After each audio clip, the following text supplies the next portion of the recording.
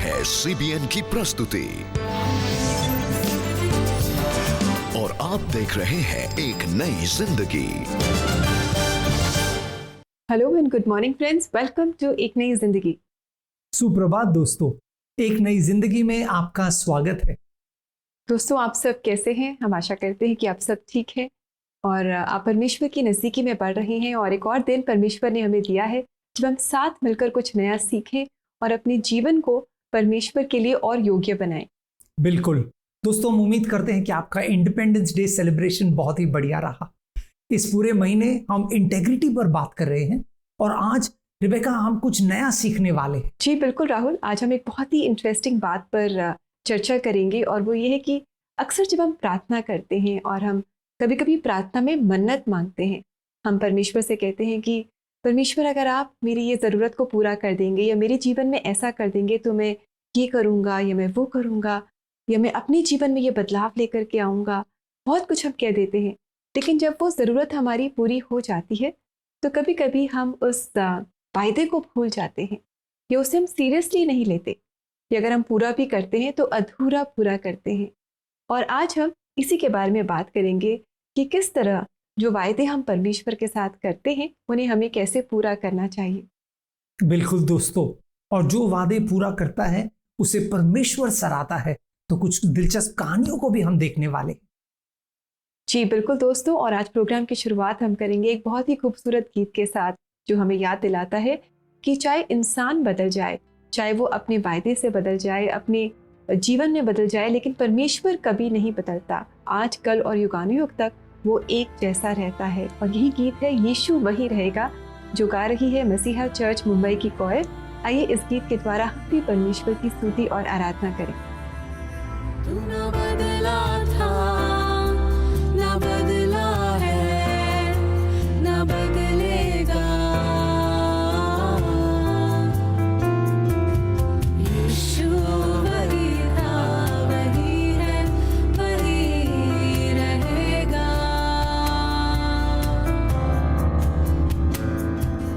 यीशु वही था, वही है, वही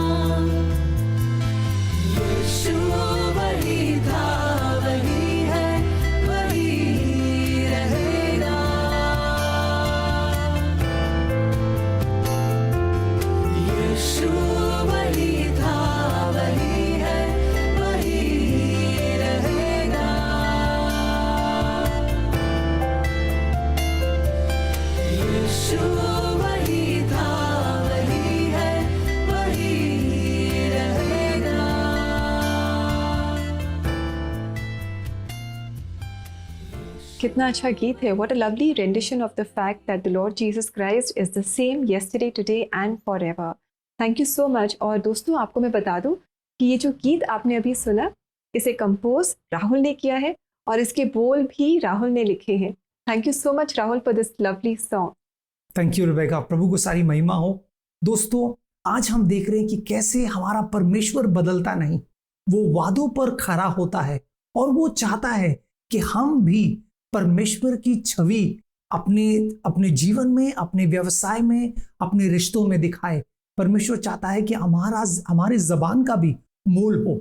अगर हम कुछ कहते हैं तो परमेश्वर उसे बड़ी गंभीरता से लेता है. बिल्कुल इस बात का हम ध्यान रखें. और इसी बात को आगे बढ़ाते हुए दोस्तों आज हम आपको मिलाते हैं विजय बेनेट से. विजय को नौकरी की बहुत सख्त ज़रूरत थी और जब वो नौकरी के लिए प्रार्थना कर रहे थे उन्होंने परमेश्वर से एक वायदा किया और बहुत जल्द उन्हें नौकरी मिल गई, एक बहुत अच्छी नौकरी मिल गई. बड़े खुश थे वो. लेकिन क्या उन्होंने अपना वायदा पूरा किया? आइए विजय से जानें. महीनों तक इंटरव्यू देने के बाद भी विजय को जब नौकरी नहीं मिली, तब विजय ने दुआ में यीशु मसीह के सामने एक बात रखी. एक समय आया कि मेरे पास I was not working anywhere और मैं बहुत होपलेस और फ्रस्ट्रेट हो रहा था. उस समय मैंने परमेश्वर से ये वाचा बांधी कि जो भी मैं परमेश्वर इस जॉब से मैं अर्न करूँगा, मैं उसे परमेश्वर के कार्य के लिए, परमेश्वर के लोगों के लिए इस्तेमाल करूँगा. इस दुआ के बाद जल्द ही विजय को एक नौकरी मिल गई. एक इन्वेस्टमेंट बैंकर के तौर पर विजय ने अपने काम को शुरू किया और इसी दौरान पैंडेमिक ने अपनी दस्तक दे दी और सब चीज़ें एकदम से ऐसी हो गई, अनसर्टेन सी हो गई और समझ में नहीं आ रहा था अब क्या होगा, कैसे होगा. एसेंशियल सर्विसेज में आने की वजह से विजय को निरंतर अपने काम पर जाना पड़ा. ये मेरे टीम की नीड थी कि मैं ज़रूर से ब्रांच का हिस्सा रहूं और ब्रांच में रह के अपनी सर्विसेज को दूं, इवन दो चीज़ें बहुत अनसर्टेन थी. इस अनसर्टेनिटी के बावजूद परमेश्वर का अनुग्रह विजय पर रहा और नौकरी के पहले महीने से विजय ने अपने वायदे के अनुसार अपनी कमाई में से परमेश्वर के काम में देना शुरू किया और उन गरीबों की मदद की जो इस पेंडेमिक में सबसे ज्यादा प्रभावित हुए. इसके साथ ही वो अपने काम को ईमानदारी के साथ भी करते रहे. रेगुलर ऑफिस जाने की वजह से विजय और उनका परिवार भी इस बीमारी से पीड़ित हुआ, लेकिन हम सब ने परमेश्वर पर विश्वास रखा. अपनी तकलीफ में, अपनी परेशानी में उसने ठीक किया, ना कि सिर्फ मुझे पर परिवार के तमाम लोगों को. ठीक होने के बाद विजय ने दोबारा अपने काम को अंजाम देना शुरू किया और परमेश्वर ने उन्हें आशीषित भी किया. इस समय में जब बहुत से लोगों की जॉब जा रही है, हम सब जानते हैं, बट परमेश्वर का ये अनुग्रह हुआ कि ये डर तो नहीं था कि जॉब चली जाएगी, बट ये एक होप थी, एक नीड थी मेरी व्यक्तिगत कि परमेश्वर मुझे इस वर्ष में प्रमोशन दे. बट परमेश्वर के अनुग्रह की वजह से और जो मेहनत की परमेश्वर ने उसका एक रिवॉर्ड दिया और मैंने इस कठिन दौर में अपने प्रोफेशनल लाइफ में एक प्रमोशन को पाया. ईमानदारी से काम करने का प्रतिफल विजय को मिला और प्रमोशन मिलने के बाद भी विजय परमेश्वर से किए गए अपने वादे को नहीं भूलते हैं और निरंतर परमेश्वर की नजदीकी और अनुग्रह में बढ़ रहे हैं. मैं जानता हूँ इस बात के लिए कि हम लोगों के लिए भी जवाबदेह हैं, पर सबसे पहले परमेश्वर के लिए जवाबदेह हैं. और जब हम इस बात को अपने मनों में याद रखते हैं तो परमेश्वर अपने फेवर को हमारी ज़िंदगी में करता है. परमेश्वर का वचन हमें इफिसियों की 6 अध्याय उसकी 5वीं से और 8वीं आयत तक बताता है कि जब हम किसी काम को बड़ी ईमानदारी के साथ करते हैं तो परमेश्वर हमें उचित समय पे उसका एक उचित प्रतिफल देता है और वो रिवॉर्ड जब हमें मिलता है तो हम आनंद से भर जाते हैं. और वही आनंद अपने जीवन में मैं इन दिनों में महसूस कर रहा हूँ. हालांकि मैं ये जानता हूँ कि काम अभी ख़त्म नहीं हुआ है, मुझे ऐसे ही बहुत वफादारी और ईमानदारी के साथ और आगे बढ़ना है परमेश्वर की ही अनुग्रह में और परमेश्वर की ही इच्छा अनुसार. और ऐसे ही नम्रता के साथ आगे बढ़ के मैं परमेश्वर की इस जिम्मेदारी को जो उसने मुझे मेरे इस बैंक के एक एम्प्लॉय के रूप में, एक इन्वेस्टमेंट बैंकर के रूप में मुझे मिली है, मुझे बड़ी ईमानदारी के साथ करना है. इस बात का ध्यान रखते हुए कि मैं कैसे बेहतर और लोगों के लिए कर सकता हूँ. आई होप हमारे दर्शकों को बहुत इंकरेजमेंट मिली होगी विजय बेनेट से मिलकर और उनकी सच्ची कहानी को जानकर। कितने चैलेंजेस थे, लेकिन इसके बावजूद उन्होंने अपने वायदे को पूरा किया। ही ऑनर्ड हिज वाव बिफोर गॉड। हमें भी ऐसा ही करना है दोस्तों। बिल्कुल दोस्तों, शास्त्र में हम अलग अलग किरदारों के बारे में पढ़ते हैं और इनमें से कई किरदार ऐसे हैं जो हमारे प्रोत्साहन के लिए लिखे गए ताकि हम इनकी जीवन से प्रेरणा पा सके। और ऐसी ही एक किरदार है हन्ना। हन्ना की कहानी जो है वो 1 शमूएल के पहले अध्याय में है। और हन्ना की कहानी कुछ ऐसी है कि हन्ना बांझ थी, उसे बच्चा नहीं हो रहा था और उसकी सौत जो थी जिसका नाम है पेनिना, उसे बच्चे हो रहे थे। तो जाहिर सी बात है दोष हन्ना के पति एल्काना में नहीं लेकिन हन्ना में था।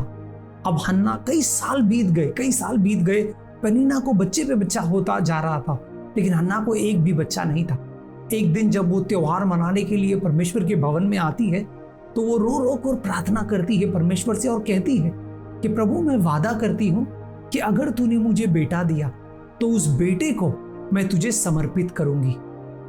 अब परमेश्वर हन्ना की बात को गंभीरता से लेता है और हन्ना को आशीष करता है और हन्ना को बेटा होता है जिसका नाम है शमूएल। शास्त्र हमें बताता है कि जब बच्चे का दूध पीने का वक्त खत्म हो गया तो हन्ना अपने इकलौते बेटे को परमेश्वर के भवन में ले जाती है और वहां के याचक से कहती है, ये मेरा वादा था, ये रहा मेरा बेटा, आज से वो मंदिर में ही रहेगा और प्रभु की सेवा करेगा। क्या बात है दोस्तों, क्या माँ है। और आप समझ सकते हैं कितना मुश्किल होगा हन्ना के लिए अपने इकलौते बच्चे से दूर होना, लेकिन हन्ना ने अपना वादा प्रभु के प्रति पूरा किया। और अब जानते हैं प्रभु ने हन्ना के लिए क्या किया। शमूएल के बाद 5 और औलादों से परमेश्वर ने हन्ना को आशीषित किया। दोस्तों आइए हम देखते हैं भजन संहिता का 15वां अध्याय 4वां वचन वादों को लेकर क्या कहता है। भजन संहिता 15:4 कहता है, वह जिसकी दृष्टि में निकम्मा मनुष्य तुच्छ है और जो यहोवा के सेवक का आदर करता है और जो शपथ खाकर बदलता नहीं, चाहे हानि उठानी पड़े। क्या बात है दोस्तों। भजन संहिता 15 में वो सूची है उन चीजों की जिससे परमेश्वर प्रसन्न होता है और वही लोग परमेश्वर की उपस्थिति में, वही लोग परमेश्वर के भवन में आ सकते हैं। उस सूची में एक बात है जो कहता है वो लोगों से परमेश्वर प्रसन्न होता है जो परमेश्वर से वादा करके मुकरते नहीं, चाहे उन्हें तकलीफ भी उठानी पड़े। अंग्रेजी में कहता है even when it hurts they fulfil the vow. दोस्तों ऐसे लोग परमेश्वर चाहता है कि एक बार जिसने परमेश्वर को जुबान दी फिर वो पीछे नहीं मुड़ता। जैसे हमने हन्ना की कहानी से देखा, हमारी प्रार्थना है कि हन्ना हम सबको प्रोत्साहन का कारण बने। जैसे उसने अपने वादे पर वो खड़ी रही, वैसे हमने भी अगर प्रभु के प्रति कोई वादा किया है तो उसके प्रति हम खड़े रहे। सही कहा आपने राहुल कि we have to pay our vows to the Lord even if it hurts. और I'm sure it would have hurt Hannah as a mother. एक माँ होने के नाते मुझे एहसास होता है कि it's not easy to separate from your child. तो I'm sure Hannah ने जब सामुएल को इतनी मन्नतों, इतनी प्रार्थनाओं के बाद पाया तो how special he would have been to her. लेकिन फिर भी Hannah ने वही किया जो वायदा उसने परमेश्वर के सामने किया था, उसे पूरा किया। हमें भी ऐसा ही करना है दोस्तों आशा करते हैं कि इससे आपको बहुत इंकरेजमेंट मिली और आप भी अपने वायदों को परमेश्वर के सामने पूरा करेंगे। और ऐसा करने के लिए अगर आप प्रार्थना चाहते हैं, प्रार्थना में बल चाहते हैं, to call us for prayer and we would love to pray with you on our CBN prayer line. हमारा नंबर है 9910401010। यस दोस्तों, आगे हम आपके लिए प्रार्थना करने वाले हैं और एक और खूबसूरत कहानी एबेनेजर मोदी की हम सुनने वाले हैं। तो अब समय है ब्रेक का, लेकिन ब्रेक के बाद ब्रेक में हमारे साथ बने रहिए।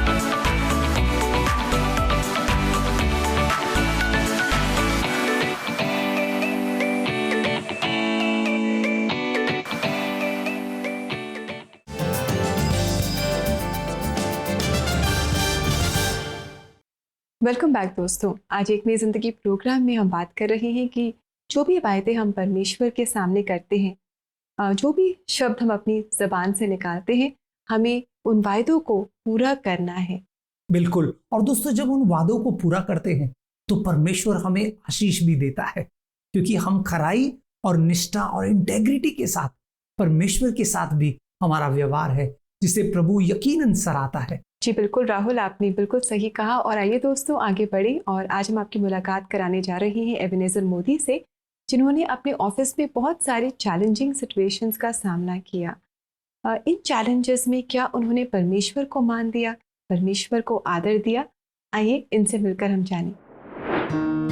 एबेनेज़र मोदी का जन्म और पालन पोषण एक ईसाई परिवार में हुआ, लेकिन कॉलेज जाने से पहले तक उनका प्रभु यीशु मसीह के साथ व्यक्तिगत संबंध नहीं था। 2 अक्टूबर 2001 में मुझे और मेरे दोस्तों को पता चला कि हमारे हॉस्टल के पास वाले चर्च में एक प्रार्थना सभा का आयोजन हो रहा है, तो हमने भी उसमें भाग लिया। जब मैं उस युवा प्रार्थना सभा में था तो वहाँ मौजूद एक प्रचारक यशाया 53:5 से उपदेश दे रहे थे, और उस वचन ने मेरा ध्यान अपनी ओर आकर्षित किया। ये वचन कहता है कि कैसे प्रभु यीशु मसीह हमारे ही अपराधों के कारण घायल हुए थे, वो हमारे अधर्म के कामों के हेतु कुचले गए थे, हमारी ही शांति के लिए उन पर ताड़ना हुई थी। जब मैंने ये बातें सुनी तो मैंने उनकी मृत्यु और पुनरुत्थान के बारे में विचार किया। परमेश्वर के वचन से प्रेरित होकर और परमेश्वर के प्रेम का अनुभव करने के बाद एबेनेज़र ने अपना पूरा जीवन प्रभु यीशु मसीह के लिए समर्पित कर दिया। मैंने प्रभु यीशु मसीह के सामने अपने सभी पापों का पश्चाताप किया। मैंने कहा, हे प्रभु, मैं एक पापी हूँ। मैं आपके बारे में जानता था, लेकिन तब भी मैंने कभी अपना जीवन आपको समर्पित नहीं किया। मैं अपने सभी पापों को स्वीकार करता हूँ, कृपया मुझे क्षमा करें। अपनी इंजीनियरिंग की पढ़ाई खत्म करने के तुरंत बाद एबेनेज़र को एक मल्टीनेशनल कंपनी में नौकरी मिल गई, जहां उनके विश्वास और मूल्यों को परीक्षा का सामना करना पड़ा। एक बार ऐसा हुआ कि मुझे अपने काम में एक क्लाइंट को गलत रिपोर्ट देने के लिए कहा गया था। मेरे बॉसेस ने मुझे एक प्रेजेंटेशन में गलत डेटा देने के लिए मजबूर किया, ताकि क्लाइंट्स खुश हो जाएं और इस गलत रिपोर्ट से कंपनी का काम बन जाए। लेकिन परमेश्वर के डर और मेरी अपनी ईमानदारी के कारण मैंने उस प्रेजेंटेशन में कोई भी गलत डेटा नहीं डालने का फैसला लिया, भले ही इस बात की वजह से मेरी कंपनी मुझे नौकरी से ही क्यों ना निकाल दे, या फिर कंपनी में मेरा डिमोशन हो जाए। मैंने अपने बॉसेस से भी यही बात कही, तो उसके बाद उन्होंने मुझे गलत डेटा देने के लिए कभी भी मजबूर नहीं किया, और फिर मैंने अपनी प्रेजेंटेशन में अपने क्लाइंट्स को बिल्कुल सही डेटा ही दिखाया। ऐसा अच्छा काम करने की प्रेरणा मुझे प्रभु यीशु मसीह से मिली, और उन्हीं के आशीर्वाद की वजह से मैं ये कर पाया। प्रभु यीशु मसीह के प्रति अटूट विश्वास और काम के प्रति ईमानदारी के साथ एबेनेज़र ने अपने सहयोगियों पर अच्छा असर डाला और अपनी सच्चाई और ईमानदारी से उनके सामने प्रभु यीशु की महिमा की। मेरे क्लाइंट्स ने मेरी इन सभी खूबियों को पहचाना और मेरी अच्छी बातों को जानना शुरू कर दिया। जब मेरे क्लाइंट्स ने मेरे काम को पहचानना शुरू कर दिया, तो मेरे बॉसेस ने भी मुझ पर ध्यान देना शुरू किया और वो मुझे पहचानने लगे। उन्होंने मेरे काम पर ध्यान दिया और उनको मेरे काम करने का तरीका अच्छा लगा। इसके बाद मुझे अवार्ड्स और रिकॉग्निशंस मिलने लगे।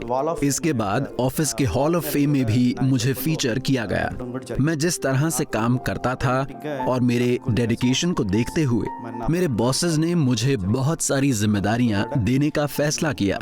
मैंने जिस भी कंपनी के लिए काम किया, वहां मैंने कई रोल्स और रिस्पॉन्सिबिलिटीज निभाई हैं। मैंने कई रोल्स में काम किया, एक मेंटोर, एसएमई, एक क्वालिटी कोच और एक ट्रेनर के तौर पर भी मैं काम कर चुका हूँ। और अब परमेश्वर ने मुझे एक टीम लीडर के रूप में एक टीम को संभालने का मौका दिया है।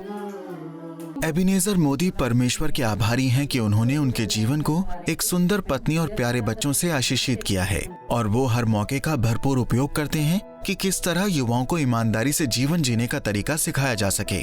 जिस तरह परमेश्वर ने मुझे मेरी ईमानदारी और विश्वास के लिए आशीषित किया, उसी तरह अगर हर नौजवान यदि ईमानदारी के साथ अपना जीवन बिताए और परमेश्वर में होकर चले, तो निश्चित रूप से परमेश्वर आपको आशीष देंगे। आप चाहे जहां भी हों, चाहे वो आपका ऑफिस हो या जहां पढ़ते हैं, आप जहां भी रहें, जिस जगह पर भी हों, यदि आप अपना जीवन परमेश्वर को देते हैं और उसकी सेवा करते हैं, यदि आप परमेश्वर के वचनों का पालन करते हैं, तो परमेश्वर निश्चित रूप से आपका जीवन आशीषों से भर देगा और आपको हर जगह सम्मान योग्य बनाएगा।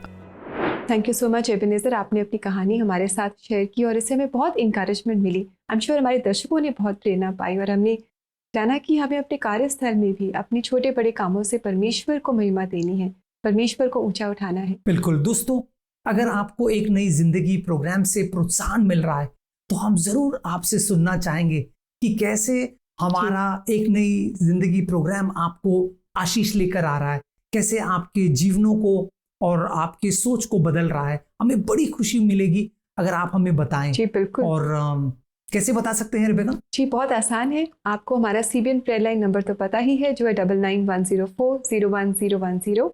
आप हमें इस नंबर पर कॉल करके हमारे साथ अपनी कहानी शेयर कर सकते हैं या व्हाट्सएप भी कर सकते हैं, या हमारे यूट्यूब CBN इंडिया के यूट्यूब चैनल पर जाकर हमारे एपिसोड्स के कमेंट सेक्शन में भी आप हमारे साथ शेयर कर सकते हैं कि कैसे इस प्रोग्राम ने आपको छुआ है। बिल्कुल दोस्तों, अब समय है ब्रेक का, लेकिन जल्दी से ब्रेक से जब लौट कर आएंगे तो आपके लिए हम प्रार्थना करने वाले हैं। So do stay with us.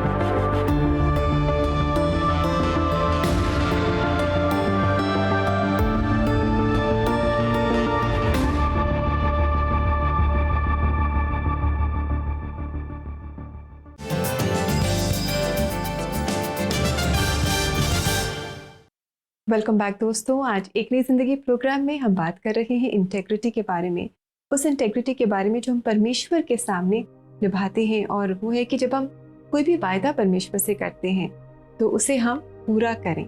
बिल्कुल दोस्तों, अब समय है प्रार्थना का।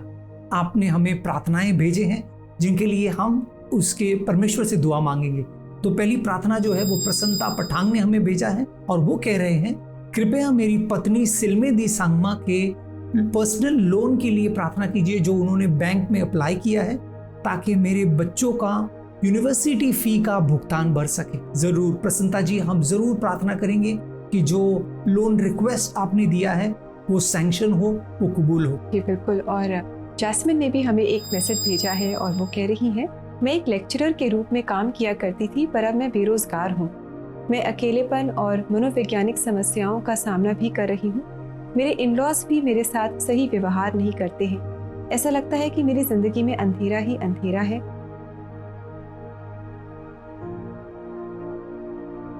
जी जैस्मिन, हम आपके लिए ज़रूर प्रार्थना करना चाहेंगे। हम समझ सकते हैं काफ़ी चैलेंजिंग है आपके लिए, लेकिन शायद आपको लग रहा है कि आपके सारे सर्कमस्टेंसेस अंधेरे की तरह हैं, this pitch darkness around you. लेकिन आप याद रखें कि परमेश्वर है आपके साथ, वो ज्योति है, he is the light of the world. आप परमेश्वर पर निर्भर रहें और वो आपको इस मुश्किल परिस्थिति में से बाहर निकाल ले आएगा। बिल्कुल। शायद प्रिय दर्शकों, आप भी अलग अलग चुनौतियों का सामना कर रहे हैं इस समय। आइए उस एकमेव परमेश्वर के पास आते हैं जो हमारी सुनता है और हमारी दुआओं को कबूल करता है। स्वर्गीय पिता, हम तेरे पास आते हैं इस सुबह। हमारे सारे प्रिय दर्शकों को तेरे पास लेकर आते हैं प्रभु। उनकी मनोकामनाओं को, उनके दरख्वास्तों को तेरे पास लेकर आते हैं प्रभु। हमारी प्रार्थना है कि तू हमारे जीवन में कार्य करेगा प्रभु, बंद दरवाजों को खोलेगा परमेश्वर, क्योंकि तेरा वचन हमसे वादा करता है कि तू आशीष का परमेश्वर है और जिन पर तू प्रसन्न होता है उन पर अपनी आशीष बरसाता है। हमारी प्रार्थना है कि हम सब तेरे आशीष में रहे प्रभु और तेरे छत्रो छाया में रहे। हमारी मनोकामनाओं को तू अपनी इच्छा के अनुसार पूरा कर। ये प्रार्थना हम यीशु मसीह के नाम में करते हैं, आमेन आमेन। आमेन। दोस्तों, अपनी नजरों को परमेश्वर पर लगाए रखें, निराश ना हो, क्योंकि परमेश्वर अच्छा और भला परमेश्वर है। जी बिल्कुल, जब आप अपनी नजरें परमेश्वर पर लगाएंगे आप कभी निराश नहीं होंगे। आइए देखिए कि परमेश्वर का उम्मीद और आशा से भरा वचन आज हमें क्या बता रहा है।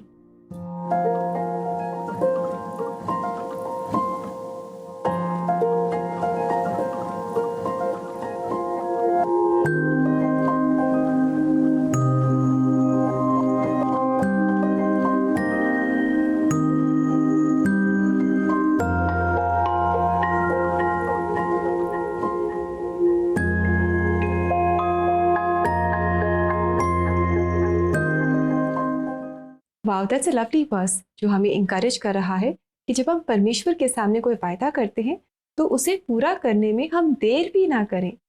तो पूरा ना करना तो दूर की बात है, ये वचन हमें कह रहा है कि उसे पूरा करने में हम देर भी ना करें।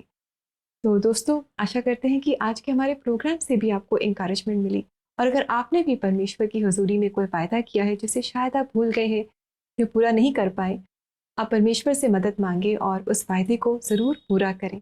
बिल्कुल दोस्तों, हम उम्मीद करते हैं हमारे आज के प्रोग्राम से आपने प्रोत्साहन पाया है।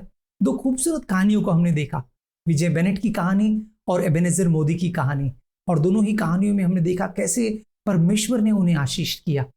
दोस्तों, जो वादा हमने परमेश्वर से किया है उसे निभाएं, क्योंकि आशीष करने वाला, यकीन मानिए, सिर्फ परमेश्वर ही है। जी बिल्कुल, और समय है कि हम आपसे इजाज़त लें और इस वायदे के साथ कि कल आपसे फिर मुलाकात करेंगे एक और नए और खूबसूरत फ्रेश एपिसोड के साथ। तो तब तक के लिए दोस्तों, have a blessed day, God bless you abundantly. नमस्कार। नमस्कार दोस्तों।